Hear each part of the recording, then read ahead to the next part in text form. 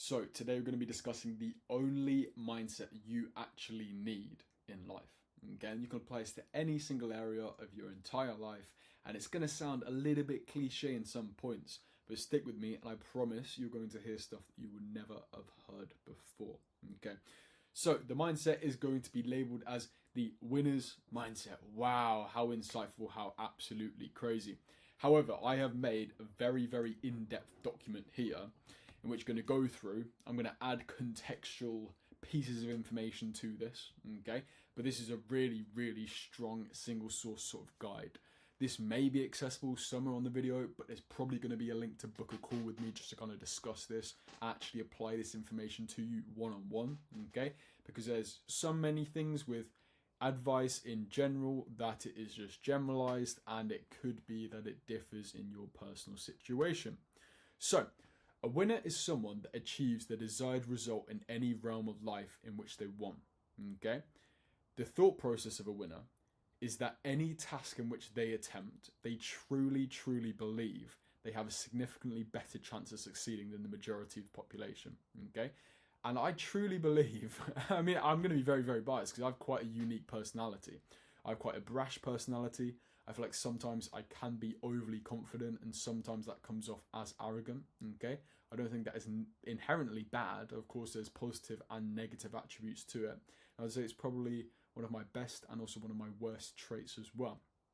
However, I have a very, very strong belief that just the majority of people just cannot even attempt to do the things in which I can, even if I've had no prior experience and no form of thing. Because someone intelligent points wise, let's say they could be really, really good at one thing. But if you were to take any random member of the population and say, can you do this one thing? Even if it's a little trick, like let's say it's like a little dexterity trick with, like, you know, the coin thing where you flip the coin in between your fingers. Or there's a little game that I used to play in the pub when I was a kid, not because I was drinking as a kid, however, my parents were. And it would be having like the beer mat, okay? And it would be like flipping it off the table like this and then catching it, right?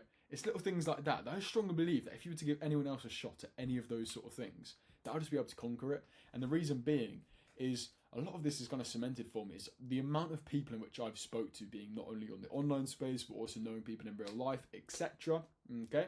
That it's just they're a little bit special, and I like to use the phrase, and I personally don't find it an offensive word. Some people might, but 99% of people are just retarded, absolutely retarded. And we're moving on. What do people assume failure is?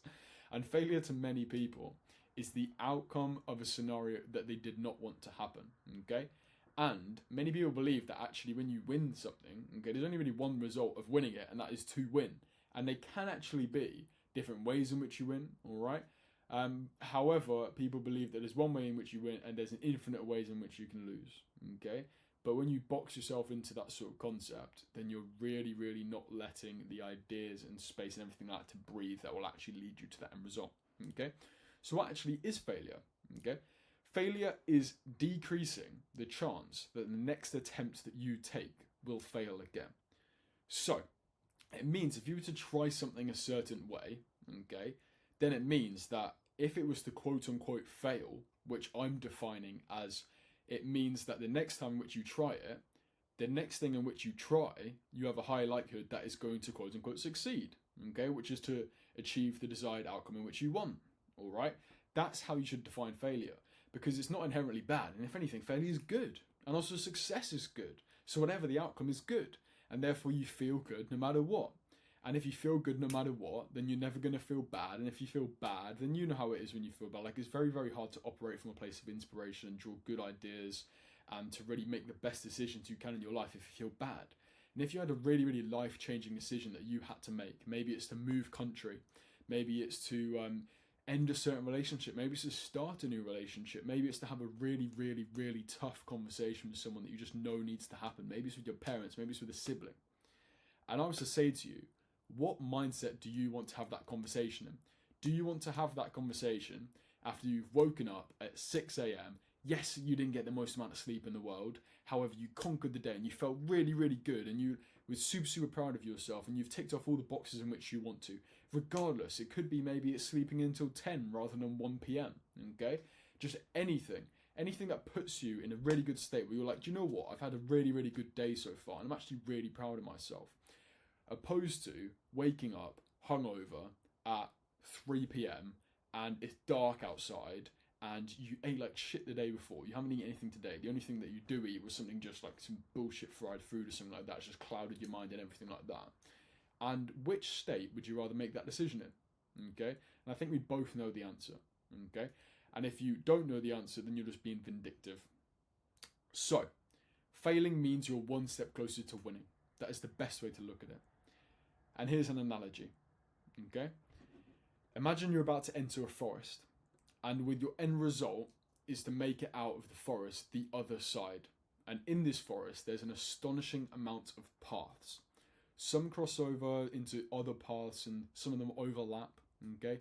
Some lead to dead ends, and there's only one path that will eventually lead you out of this forest, assuming there's only one way to get out. When you start walking, you choose the path to go down. Let's say the first path you go down ends up you resulting in a dead end, so you have to turn back. Well, the next path in which you take, right, is going to have a higher likelihood that it's the correct path. Okay? You've eliminated one path from all of your options to find your winning path. So this means the next path you take, like I said, will have a higher likelihood of being the winning path. The next path you go down potentially connects you to another path, a path in which you haven't been down yet, and you would not have arrived at if you hadn't made the decision you did, further eliminating your chance that the next path will take you is from a losing path. Okay? So progressively, you just get more and more confident that the next path in which you're taking, provided that you know the concept of probability in maths, is going to be leading to your winning path. Let's say there's a total of 100 unique paths you can take in this forest. That means that out of the first path, you have a 1 in 100 or 1% chance that is going to lead you out to your desired outcome. After your first incorrect path, then you have a 1 in 99% chance. Alright, well that's a fraction, which is a 1.01% chance, leading you to the winning path. After 50 incorrect path choices, and you can see where this is going, you have 50 path choices remaining. Meaning, the path in which you take of your 51st path will have a 1 in 50 chance, or 2% chance, so your next path is winning. And you can see exactly where it's going. However, that doesn't sound like the most astonishing figures in the world, and it doesn't sound the most motivating figures in the world, but you can listen to it like this. Is what you neglect to realise is that after the first 50 paths you went down, you had a 50% chance, the flip of a coin, alright, that one of them was the winning path. So as you progress through the forest at a pace that is far greater than you would originally assume, and this is without considering that in a real world situation there could be more than one path to exit, alright, there could be 3. If there were 3 winning paths, there would be an 87.9% chance you would have found the winning path in the first 50 attempts. And there's a little bit of a math calculation there as well for you. So, to kind of broaden that analogy out into something that is actually tangible, okay? If you were to achieve, let's say, your first £10,000 month or $10,000 month or whatever, you can achieve that in so many different ways. You could achieve that working a 9 to 5. You could go to uni, get a job, and achieve that through working a 9 to 5. All right? You could do that through making websites. You could do that through cleaning people's windows. You could do that by solving any person's problem and monetizing the solution. And each attempt you make, the closer you get. By realizing what doesn't work for you. You're in your own forest. Everyone is different. Different models cater to different people's strong suits. Some people can navigate rocky paths, all right? Maybe they have stronger ankles, okay? Some people can climb the rock faces. Maybe they have longer arms, etc. Some people can jump further distances due to their legs being longer. Maybe they can cross over ditches.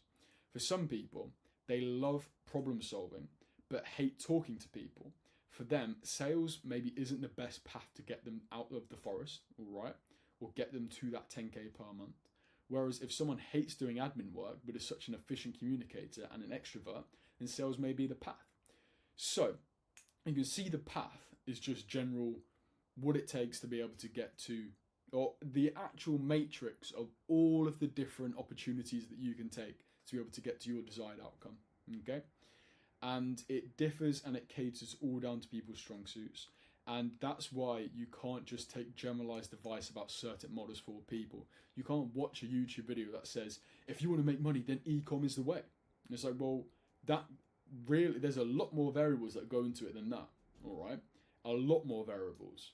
And some people, they may naturally just be much, much better with their hands. I mean, I'm someone that I can work online, I can work on laptop, I have done for close to 2.5 years. However, I'm someone that really, really loves working with his hands in like carpentry, etc., making stuff with wood and sanding stuff down. I get that I'm not even going to attempt to say that word. Satisfaction, there we go, when you actually complete something like that in real life. And I've also managed to translate that over into problem solving and creating things online in terms of structures, systems, operations, etc. Okay, so that is my strong suit. It may not be that the same thing that for me is going to work for you, and it could not be that the thing that's going to work for you is not going to work for me. Okay, you understand exactly the point, and if you don't, then you're probably part of that 99% that I mentioned at the start. So, what actually is a winner? Okay, with the cards you've been dealt, the only thing that determines if you're a winner or not is by your ability to navigate the forest, since each wrong path you take is a win. If you did not fail, you tried something and it didn't go as intended because you intended to get closer to winning and you did. Perfect sentence, okay? And that's very, very true, right? So let that one sink in. If you did not... Oh my god, it's been a long day. That's why I've got a coffee. Big up. Good vibes only. Let's take a little sip. Cheers. You did not fail if you tried something and it didn't go as intended because you intended to get close to winning and you did. All right? Coffee solves everything. The only time you ever fail is if you exit this forest and you exit it the same way in which you entered. All right? So that's if you give up. How to increase your likelihood to win. Using the same example, the way to increase your likelihood to win is by improving your efficiency when navigating the forest. Factors that will improve your efficiency is your speed, how quickly you travel the paths, your endurance, how long you can travel without resting, your pattern recognition skills by picking up on which paths are familiar to the ones you've been down already or the exact ones in which you have, your endurance. Do you avoid the paths with brambles that are overgrown, and do you not, if you see something, you're like, nah, fuck that, basically. Finally, your perseverance. Do you enjoy navigating the forest? Do you admire the beauty of the forest in each path? Because the more you like navigating, the less chance you will want to exit.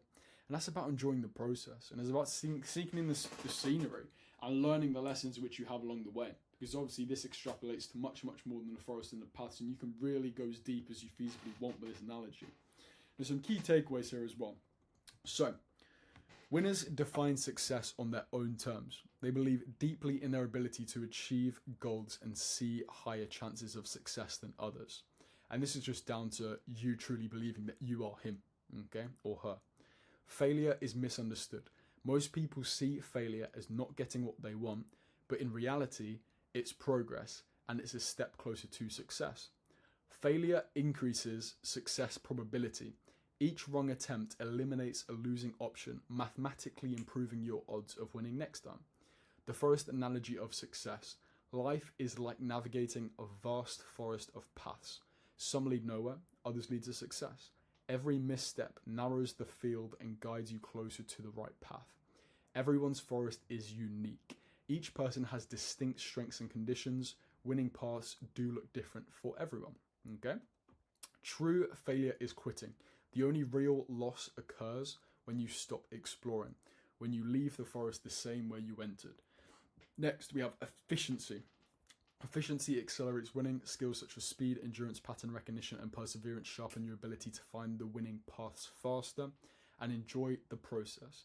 The deeper your appreciation for navigating challenges, the more likely you'll persist and ultimately win. So, you can do with that information what you will.